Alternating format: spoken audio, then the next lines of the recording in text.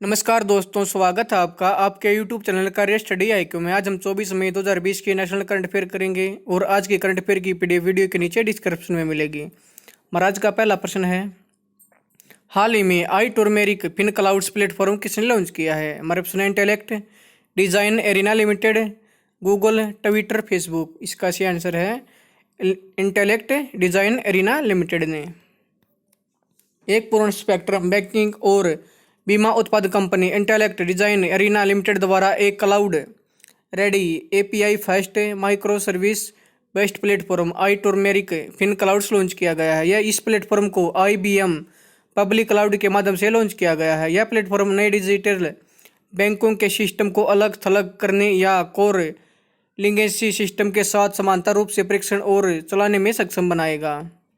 इस प्लेटफॉर्म में retail banking, उधार उत्पत्ति और कॉर्पोरेट बैंकिंग एपीआई जैसी कई सुविधाएं शामिल हैं। दुनिया भर के अधिकांश बैंक लिगेंसी प्लेटफॉर्म पर आश्रित, जो उन्हें व्यवहारिक अर्थव्यवस्था में भाग लेने से रोकता है। इन बैंकों के लिए आई टर्मेरिक फिन क्लाउड्स प्लेटफॉर्म बहुत फायदेमंद होगा, क्योंकि यह बैंकों को प्रगतिशील आधुनिकीकरण का एक बहुत ही अनूठा तरीका प्रदान करेगा, जो वास्तविक ब्याज समानता और प्रतिस्थापन के जोखिम के बिना उपकरणों का उपयोग करेगा। इस तरह इस मंच की मदद से ये बैंक बिना किसी रुकावट या समझौता के संचालित रहेंगे। इंटेलेक्ट डिजाइन एरिना लिमिटेड के अध्यक्ष हैं अरुण जैन। इसका मुख्यालय है चेन्नई में, जो कि तमिलनाडु में है। इसकी स्थापना 2011 में की गई। हमारा अगला प्रश्न है, हाल ही में राजीव गांधी किसान न्याय योजना का शुभारंभ किस राज्य में हुआ है? हमारे ऑप्शन है छत्तीसगढ़, असम, हरियाणा, पंजाब।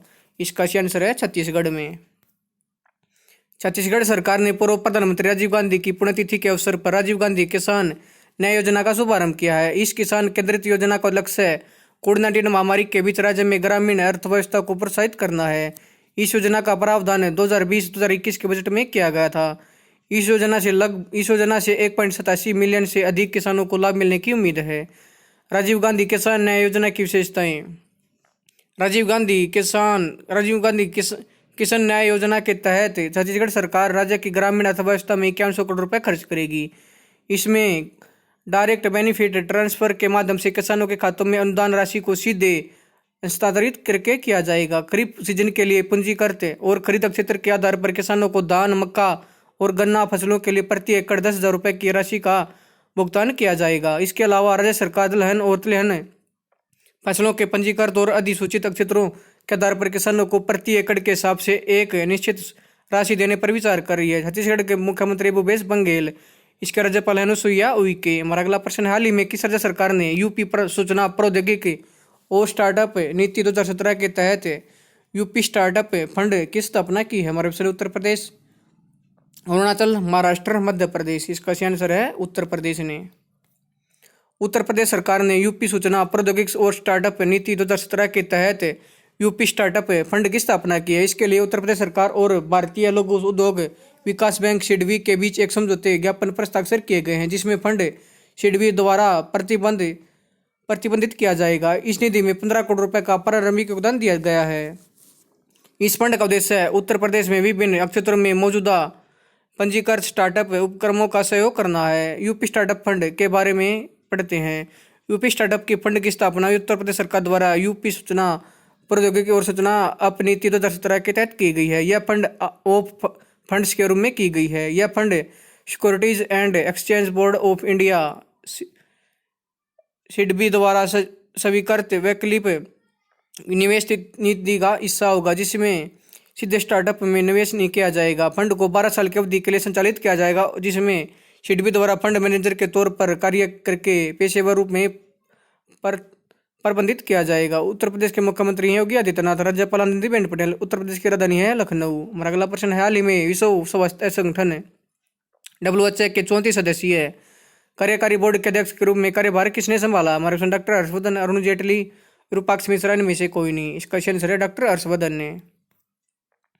केंद्रीय स्वास्थ्य एवं परिवार कल्याण मंत्री डॉक्टर हर्षवर्धन विश्व स्वास्थ्य संगठन WHO के 34 सदस्यीय कार्यकारी बोर्ड के अध्यक्ष के रूप में कार्यभार संभाला है। वह जापान के डॉक्टर हिरोकी नकटानी का स्थान लेंगे। WHO में 2 निकाय विश्व स्वास्थ्य सभा और कार्यकारी बोर्ड द्वारा निर्णय किए जाते हैं। WHO के कार्यकारी बोर्ड के बारे में WHO कार्यकारी बोर्ड स्वास्थ्य के क्षेत्र में अनुभव प्राप्त 34 सदस्यों से बना है, जिसमें सदस्यों को 3 साल के लिए चुना जाता है। स्वास्थ्य सभा WHO की निर्णय लेने की संस्था है, जिसमें 194 सदस्य जिसमें 194 सदस्य राष्ट्र शामिल हैं। WHO के अध्यक्ष का पद का चयन WHO के 6 क्षेत्रीय समूह में से प्रत्येक 1 वर्ष के लिए रोटेशन के आधार पर किया जाता है। इसमें अफ्रीका रीजन, अमेरिका रीजन, दक्षिण पूर्व एशिया रीजन, यूरोपीय रीजन, पूर्वी भूमध्य रीजन और पश्चिमी प्रशांत रीजन। बोर्ड का मुख्य कार्य स्वास्थ्य सभा के निर्णयों और नीतियों को प्रभावी बनाने के लिए सलाह देना और आमतौर पर इसके काम को सुविधाजनक बनाना है।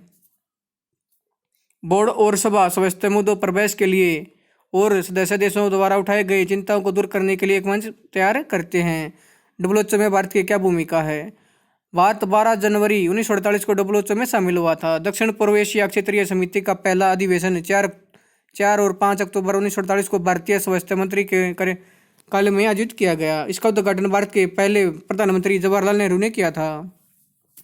WHO की फुल फॉर्म है वर्ल्ड हेल्थ ऑर्गेनाइजेशन। इसका मुख्यालय जिनेवा स्विट्जरलैंड में। इसके महानिदेशक हैं टेड्रोस अडहानोम। अगला प्रश्न है, हाल ही में आतंकवाद विरोधी दिवस कब बनाया गया? हमारा ऑप्शन 21 मई, 15 मई, 12 मई, 16 मई। इसका सही आंसर है 21 मई को। भारत में हर साल 21 मई को आतंकवाद विरोधी दिवस मनाया जाता है। यह दिन 21 मई 1991 को भारत के 7वें प्रधानमंत्री राजीव गांधी की पुण्यतिथि की स्मृति में बनाया जाता है, जिनकी तमिलनाडु में आतंकवादी समूह तमिल टाइगर्स इलम द्वारा एक हमले में मृत्यु कर दी गई थी। इस हत्या के बाद VP सिंह सरकार ने 21 मई को आतंकवादी विरोधी दिवस के रूप में मनाए जाने का निर्णय लिया था।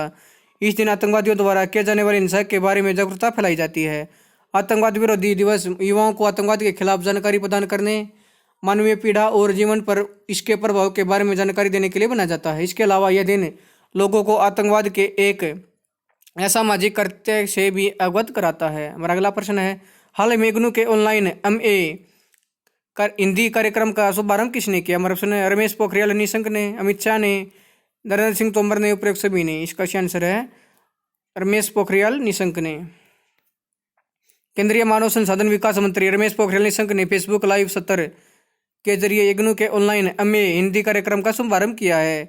लॉन्च सत्र के दौरान मंत्री ने कहा है कि इस कार्यक्रम से हमारी पढ़े इंडिया ऑनलाइन पहल को मजबूती मिलेगी। साथ ही उन्होंने ऑनलाइन शिक्षा को बढ़ावा देने में इग्नू की भूमिका की सराहना की है। विश्वविद्यालय ने हिंदी में MA के अलावा ये कार्यक्रम भी शुरू किए हैं। गांधी एवं शांति अध्ययन में MA, पर्यटन अध्ययन में BA, अरबी में सर्टिफिकेट कोर्स, सूचना प्रौद्योगिकी में सर्टिफिकेट कोर्स, पुस्तकालय और सूचना विज्ञान में सर्टिफिकेट कार्यक्रम। ऑनलाइन कार्यक्रम में वीडियो के साथ साथ ऑडियो लेक्चर्स, ट्यूटोरियल आदि भी शामिल होंगे, जो वेबसाइट पर एक क्लिक पर उपलब्ध होंगे। केंद्रीय मानव संसाधन विकास मंत्री हैं रमेश पोखरियाल निशंक। हमारा अगला प्रश्न है, भारतीय रेलवे ने कितने हॉर्स पावर वाला वेग 12 इंजन का सफलतापूर्वक परिचालन किया? हमारा ऑप्शन है 1200 horse power, 12,000 horse power, 13,500 horse power, 13,000 horse power. इसका सही आंसर है 12,000 हॉर्स पावर। भारतीय रेलवे ने अपने पहले 12,000 हॉर्स पावर वाले इलेक्ट्रिक लोकोमोटिव वाग 12 का परिचालन शुरू कर दिया है। इस इंजन को 60,027 नंबर और वाग 12 नाम दिया गया है। इस इंजन का निर्माण बिहार के मधेपुरा इलेक्ट्रिक लोको फैक्ट्री द्वारा किया गया है। भारतीय रेलवे ने इस लोकोमोटिव का परिचालन पंडित दीनदयाल उपाध्याय जंक्शन पर किया। इसी के साथ अब भारत स्वदेशी रूप से ज़्यादा हॉर्स पावर वाला लोकोमोटिव निर्माण करने वाले प्रतिष्ठित क्लब में शामिल होने वाला दुनिया का 6ठा देश बन गया है। पूरी दुनिया में यह पहला मौका है जब बड़ी रेल लाइन की पटरी पर उच्च हॉर्स पावर के इंजन का संचालन किया गया है। इंजन वाग 12 क्या है? IGBT आधारित 3 फेज ड्राइव और 9,000 किलोवाट के इलेक्ट्रिक इंजन है। यह इंजन 706 kN के अधिकतम संकर्षण के लिए सक्षम है, जो 150 में 1 की ढाल में 6,000 टी ट्रेन का संचालन शुरू करने और चलाने में सक्षम है। यह 22.5 टन के एक्सल लोड के T1 बोबो डिजाइन वाले इंजन लोकोमोटिव को 120 किलोमीटर प्रति घंटे की गति के साथ 25 टन तक अपग्रेड किया जा सकता है। यह इंजन डेडिकेटेड फ्रेट कॉरिडोर के लिए कोयला रेलगाड़ियों की आगे की आवाजाही के लिए एक गेम चेंजर साबित होगा। इसमें लगे सॉफ्टवेयर और एंटीना के माध्यम से इसके रणनीतिक उपयोग के लिए इंजन पर जीपीएस के जरिए करीबी नज़र रखी जा सकती है और माइक्रोवेव लिंक के माध्यम से जमीन पर सर्वर के जरिए एंटीना उठाया जाता है। केंद्रीय रेल मंत्री हैं पीयूष गोयल। रेल राज्य मंत्री हैं अंगदी सुरेश चन्न बसपा। हमारा अगला प्रश्न है, हाल ही में रिजर्व बैंक ऑफ इंडिया ने चलनिधि समायोजन सुविधा के अंतर्गत रेपो दर में कितने आधार अंकों की कटौती की? हमारा प्रश्न 40 अंक, 50 अंक, 60 अंक, इनमें से कोई नहीं। इसका सही आंसर है 40 अंक। भारतीय रिजर्व बैंक की मौद्रिक नीति समिति ने कोविड-19 महामारी के मद्देनजर 23 मासिक मौद्रिक नीति की बैठक 20, 21 और 22 को करने का निर्णय लिया है। यह बैठक पहले 3 जून 2020 को होने वाली थी, जिसकी घोषणा 5 जून 2020 को की जानी थी। मौद्रिक नीति की बैठक के दौरान एमबीपीएस ने वर्तमान और उभरती व्यापक आर्थिक और वित्तीय स्थितियों का विश्लेषण किया और आक्रामक रुख अपनाने का फैसला किया, ताकि नीतिगत पुनर्जीवित दर को कम करने के लिए विकास के साथ साथ कोविड-19 के प्रभाव को भी कम किया जा सके। एमपीसी के इन निर्णयों लक्ष्य मुद्रा समिति को लक्ष्य के भीतर रखना है और वित्तीय स्थिरता को बनाए रखना है। मौद्रिक नीति समिति की बैठक में लिए गए प्रमुख निर्णय हैं। चलनिधि समायोजन सुविधा के अंतर्गत रेपो दर में 40 आधार अंकों की कटौती करके इसे 4.40% से 4% कर दिया गया है। एलएएफ के तहत रिवर्स रेपो दर में 40 आधार अंकों को घटाकर 3.75% से 3.25% कर दिया गया है। सीमांत स्थायी सुविधा दर और बैंक दर को 4.65 से घटाकर 4.25 कर दिया गया है। मौद्रिक नीति क्या है? मौद्रिक नीति रिजर्व बैंक की नीति है जो अधिनियम में वर्णित लक्ष्यों को निर्धारित हासिल करने के लिए रेपो दर, रिवर्स रेपो दर, लिक्विडिटी समायोजन सुविधा जैसे और कई अन्य मौद्रिक साधनों का उपयोग करती है। भारतीय रिजर्व बैंक को भारतीय रिजर्व बैंक अधिनियम 1934 के तहत अनिवार्य रूप से मौद्रिक नीति के संचालन की जिम्मेदारी सौंपी गई है। मौद्रिक नीति के उद्देश्य है। देश में मौद्रिक नीति का मुख्य लक्ष्य विकास के साथ साथ मूल्य स्थिरता को बनाए रखना है। सतत विकास लक्ष्यों को प्राप्त करने के लिए मूल्य स्थिरता को एक आवश्यक पूर्व शर्त के रूप में देखा जाता है। भारतीय रिजर्व बैंक को मई 2016 में किए गए भारतीय रिजर्व बैंक अधिनियम 1934 संशोधन के अनुसार भारत सरकार के साथ साथ लचीली मुद्रास्फीति लक्षणीकरण का कार्य भी दिया गया है। यह प्रत्येक 5 में एक बार किया जाता है। भारत सरकार ने आधिकारिक राजपत्र में 5 अगस्त 2016 से 31 मार्च 2021 की अवधि के लिए लक्ष्य के रूप में 4% उपभोक्ता मूल्य सूचकांक मुद्रास्फीति को अधिसूचित किया है। लक्ष्य को ऊपरी सहन सीमा 6% और निचली सहन सीमा 2% तय की गई है। मौद्रिक नीति फ्रेमवर्क भारतीय रिजर्व बैंक अधिनियम 1934 में संशोधित भारतीय रिजर्व बैंक अधिनियम स्पष्ट रूप से रिजर्व बैंक के लिए देश के मौद्रिक नीति ढांचे को परिचालित करने के लिए विधायी अधिदेश का प्रावधान करता है। इस ढांचे का लक्ष्य वर्तमान उभरती समष्टि आर्थिक स्थिति और मुद्रा बाजार दरों को रेपो दर के आसपास संचालित करने के लिए चलनिधि स्थिति के उतार चढ़ाव के आंकलन के आधार पर नीति दर निर्धारित करना है। मुद्रा नीति समिति की संरचना।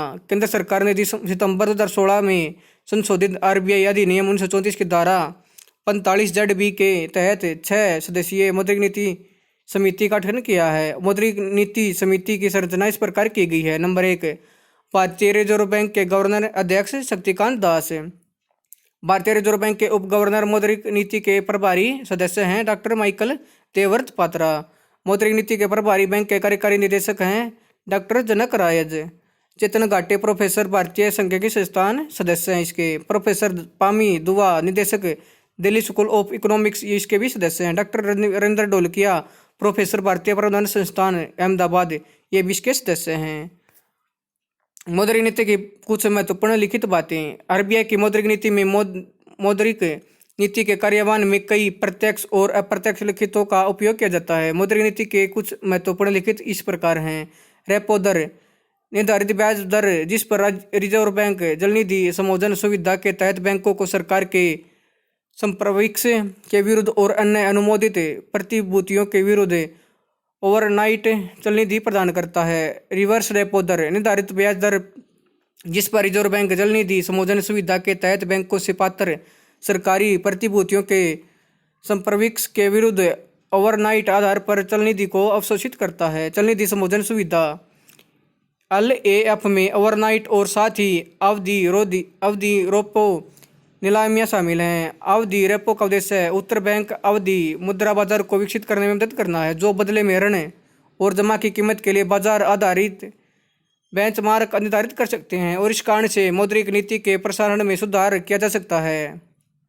रिजर्व बैंक बाजार स्थितियों के तहत आवश्यक होने पर भी परिवर्तनशील ब्याज दर रिवर्स रेपो नीलामियों का संचालन करता है। सीमांत स्थायी सुविधा एक सुविधा जिसके तहत असुनिश्चित वाणिज्यिक बैंक रिजर्व बैंक से ओवरनाइट मुद्रा की अतिरिक्त राशि को एक सीमा तक अपने सर्वाधिक चलनिधि अनुपात पोर्टफोलियो में गिरावट कर ब्याज की दंडनात्मक दर से ले सकते हैं। यह बैंकिंग प्रणाली को अप्रत्याशी चलनिधि झटकों के खिलाफ सुरक्षा बावल प्रदान करता है। भारतीय रिजर्व बैंक की मौद्रिक नीति व्यक्तियों का स्तर रुख है। विकास की गति धीमी होने पर अर्थव्यवस्था को बढ़ावा देने के लिए समग्र मुद्रा आपूर्ति का विस्तार करने के लिए आरबीआई की मौद्रिक नीति समिति द्वारा समायोजनात्मक रुख अपनाया जाता है। आरबीआई के 25वें गवर्नर हैं शक्तिकांत दास, जिसका मुख्यालय है मुंबई में। इसकी स्थापना 1 अप्रैल 1935 को की गई। कहाँ पे की गई? कोलकाता में। हमारा अगला प्रश्न है, हाल ही में एयरटेल अफ्रीका ने कोविड-19 से प्रभावित हुए बच्चों और परिवारों की सहायता के लिए किसके साथ हाथ मिलाया है? हमारे ऑप्शन है यूनिसेफ, नाबार्ड, वर्ल्ड बैंक, इनमें से कोई नहीं। इसका सही आंसर है यूनिसेफ के साथ। यूनिसेफ और एयरटेल अफ्रीका ने कोविड-19 से प्रभावित हुए बच्चों और परिवारों की सहायता के लिए भागीदारी की है। दोनों के बीच हुई इस साझेदारी का उद्देश्य बच्चों को दूरस्थ शिक्षा तक पहुंच प्रदान करना है और मोबाइल नकद संसाधन के माध्यम से उनके परिवारों तक नकद सहायता पहुंचाना है। यूनिसेफ और एयरटेल अफ्रीका द्वारा मोबाइल तकनीक का इस्तेमाल लगभग 133 मिलियन स्कूली बच्चों को लाभान्वित करने के लिए किया जाएगा। इसमें अब सहारा अफ्रीका के 13 देशों के बच्चे शामिल हैं जो कोविड-19 महामारी के कारण स्कूल बंद होने से प्रभावित हुए हैं। एयरटेल अफ्रीका उन चुनिंदा वेबसाइटों को जीरो रेट करेगा जो शैक्षिक सामग्री तैयार कर रहे हैं और बच्चों को बिना किसी लागत के डिजिटल सामग्री तक पहुंच प्रदान करेंगे। यह साझेदारी यूनिसेफ को इस क्षेत्र में सबसे गरीब परिवारों में से कुछ के लिए वित्तीय बाधाओं को दूर करने के लिए महत्वपूर्ण नकद सहायता प्रदान करने में सक्षम बनाएगी। इस तरह से यह सुनिश्चित किया जाएगा कि परिवार के पास कोविड-19 महामारी के कारण होने वाले स्वास्थ्य और आर्थिक संकट से निपटने के लिए अतिरिक्त संसाधन हो। इस साझेदारी से अब सारा अफ्रीका के 13 देशों में बच्चों और परिवारों को लाभ मिलेगा, जिसमें Zambia, Congo, Nigeria, Gabon, Kenya, Madagascar, Malawi, Niger, Rwanda, Tanzania, Congo लोकतांत्रिक गणराज्य, युगांडा और चाड। एयरटेल अफ्रीका के मुख्य कार्यकारी अधिकारी हैं रघुनाथ मांडव। यूनिसेफ के कार्यकारी निदेशक हैं एनीरिटा H4। अगला प्रश्न, भारत सहित कितने देशों का हाल ही में WHO के कार्यकारी बोर्ड के लिए चयन हुआ है? हमारा ऑप्शन 5 देशों का, 10 देशों का, 15 देशों का, 20 देशों का। इसका सही आंसर है 10 देशों का। भारत सहित 10 देशों का हाल ही में WHO के कार्यकारी बोर्ड के लिए चयन हुआ है। यह 10 देश बोत्सवाना, कोलंबिया, घाना, गिनी बिसाऊ, मेडागास्कर, ओमान, कोरिया गणराज्य, रूस और यूके और भारत हैं। विश्व स्वास्थ्य संगठन सभी देशों की मांग पर कोरोना वायरस को लेकर अपनी भूमिका की निष्पक्ष जांच के लिए तैयार हो गया है। हमारा अगला प्रश्न है, चीन की सरकार ने हाल ही में ऑस्ट्रेलिया के निर्यात पर कितने फीसदी का टैरिफ लगा दिया है? प्रश्न 20%, 40%, 60%, 80%। इसका आंसर है 80%। चीन की सरकार ने हाल ही में ऑस्ट्रेलिया के निर्यात पर 80% का टैरिफ लगा दिया है। ऐसा मानना है कि ऑस्ट्रेलिया ने कोरोना वायरस प्रसार की स्वतंत्र जांच कराने की मांग की थी, इसलिए चीन ने यह कदम उठाया है। चीन के प्रधानमंत्री ली कविंग, चीन के राष्ट्रपति शी जिनपिंग, चीन की राजधानी है बीजिंग, ऑस्ट्रेलिया राजधानी है कैनबरा, ऑस्ट्रेलिया के प्रधानमंत्री है स्कॉट मॉरिसन। महाराज का आखिरी प्रश्न, अमेरिका के किस विश्वविद्यालय के खगोलविद ने जीवन की खोज में सहायक एक्सोप्लैनेट क्लाइमेट डिकोडर विकसित करने की सफलता हासिल की है? हमारे ऑप्शन कैलिफोर्निया विश्वविद्यालय, कार्नेल विश्वविद्यालय, कोलंबिया विश्वविद्यालय, येल विश्वविद्यालय। इसका सही आंसर है कार्नेल विश्वविद्यालय। अमेरिका के कार्नेल विश्वविद्यालय के खगोलविद ने जीवन की खोज में सहायक एक्सोप्लैनेट क्लाइमेट डिकोडर विकसित करने में सफलता हासिल की है। यह एक्सोप्लैनेट क्लाइमेट डिकोडर दर्जनों किस्मों के ग्रहों की सतह और सूरज की जांच करने के बाद विकसित किया गया है। अमेरिका के राष्ट्रपति हैं डोनाल्ड ट्रंप, अमेरिका की राजधानी है वाशिंगटन, अमेरिका के उपराष्ट्रपति हैं माइक पेंस। दोस्तों अगर आपको यह वीडियो पसंद आए तो आप मेरे YouTube channel career study IQ को लाइक करें, कमेंट्स करें, शेयर करें, सब्सक्राइब करें और इसके बेल आइकन को दबा दें ताकि आने वाली वीडियो का नोटिफिकेशन आपको टाइम पे मिलता रहे। धन्यवाद दोस्तों।